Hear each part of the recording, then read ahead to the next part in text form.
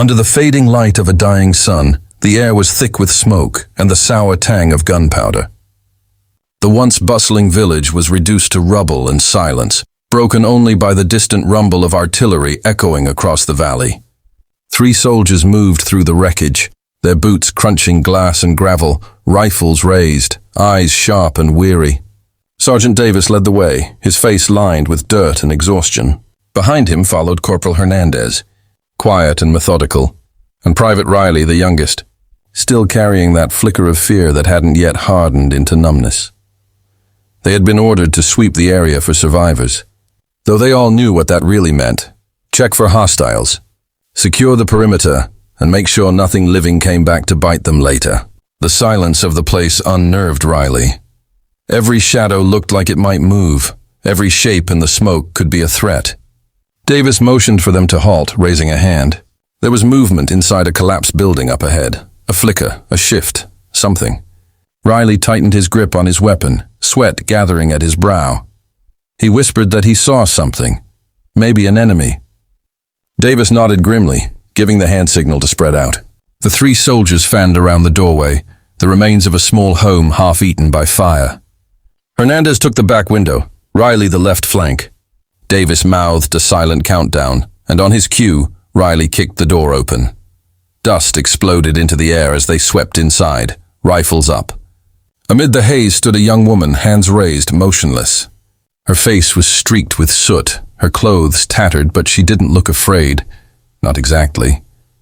There was something in her posture, something controlled, like she'd been through this before. Davis barked an order for her to identify herself. She didn't speak right away. Her gaze swept over each of them, calm and assessing. When she finally moved, it was slow, deliberate. Her hand went into her pocket, and every gun in the room clicked in response. Riley's heart thudded in his ears. She didn't flinch. She pulled out a worn military ID and dropped it to the floor at Davis's feet. He hesitated before crouching to pick it up, keeping his weapon trained on her. When he saw the name, he froze.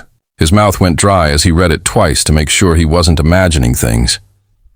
He looked up at her, eyes wide. Captain Sarah Lawson. The name hit him like a blow. The 8th Recon Unit, the unit everyone thought had been annihilated 6 months ago during the Northern Offensive.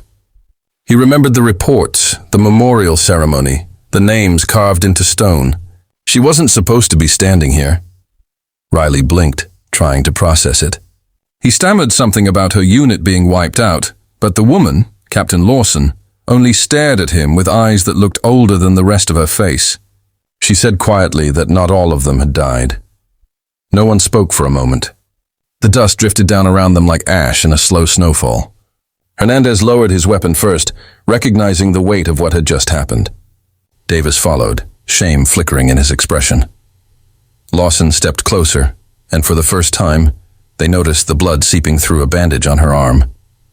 She had been through hell. Her voice stayed steady as she explained that her team had been trapped behind enemy lines after command pulled out.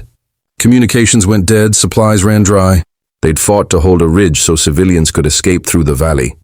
Every man and woman under her command had fallen one by one, until she was the only one left. She stayed behind because leaving meant abandoning the villagers who hadn't made it out in time. Riley swallowed hard, the weight of guilt pressing down. They'd all celebrated the victory at that ridge without ever knowing the truth. Hernandez muttered something under his breath about command lying to them. Davis didn't answer. He just stood there, staring at the woman who'd been turned into a ghost by bureaucratic indifference. Lawson looked around at the ruin of the village. Her eyes caught on a half-buried doll near the doorway covered in ash. She crouched and brushed it clean with trembling fingers. Her voice softened when she said that there had been children here once. She'd carried one of them to safety herself.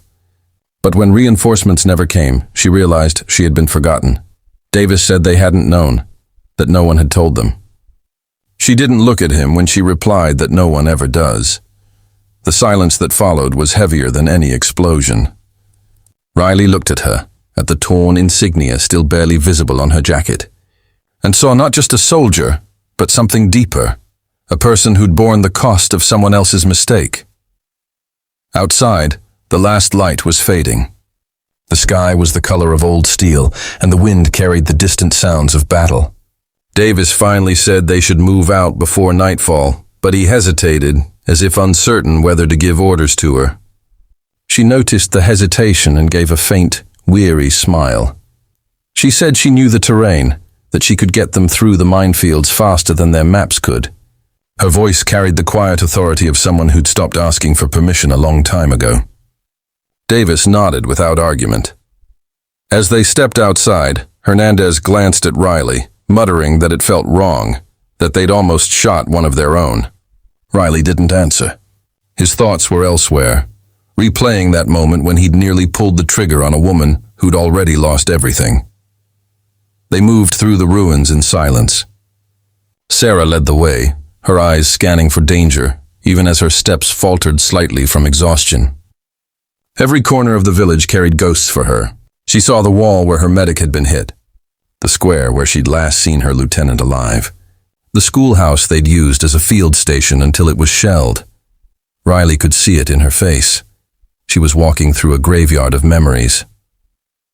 As night descended, they reached the edge of the village. A shallow trench marked the border between safe ground and open field. Sarah signaled for them to stop. She crouched and traced something in the dirt, a pattern of lines and circles. Mines. She'd laid them herself months ago, part of the defense grid. She still remembered where each one was. They followed her through the narrow, safe path, step by careful step. The silence was broken only by the rustle of wind and the occasional distant thud of artillery. When they reached the other side, Riley let out a shaky breath he hadn't realized he'd been holding. They stopped near a burned-out transport truck. Sarah sat on a rock, her shoulders slumped. Davis approached her cautiously, thanking her for guiding them through. She nodded, but her gaze was far away. She told them she wasn't done here. There were still people hiding in the hills, civilians who'd refused to leave when the fighting started. She'd been bringing them food when the patrol found her. Riley offered to help. Hernandez did too. Davis hesitated, torn between his orders and his conscience. But something in Sarah's eyes, that mixture of defiance and sorrow, broke whatever resistance he had left. He finally said they'd help her finish the job. For the next hour, they moved quietly through the outskirts, searching for survivors. They found an old man half buried in a collapsed shelter, and a mother clutching a small child who wouldn't wake. Sarah's hands didn't tremble as she covered the child with her jacket. She whispered something no one else could hear. When dawn began to break, the horizon burned gold over the blackened land. They had done what they could. Sarah stood apart from the others, watching the sun rise through the smoke. Riley walked up beside her, unsure what to say. He finally managed to tell her that the world thought she'd died a hero. She said that was the problem. They'd rather remember her as dead than face what happened to the living. Davis approached with the radio, static crackling.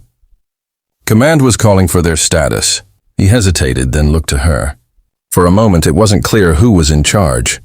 She told him to report that they'd found survivors, and one soldier left behind who was coming home.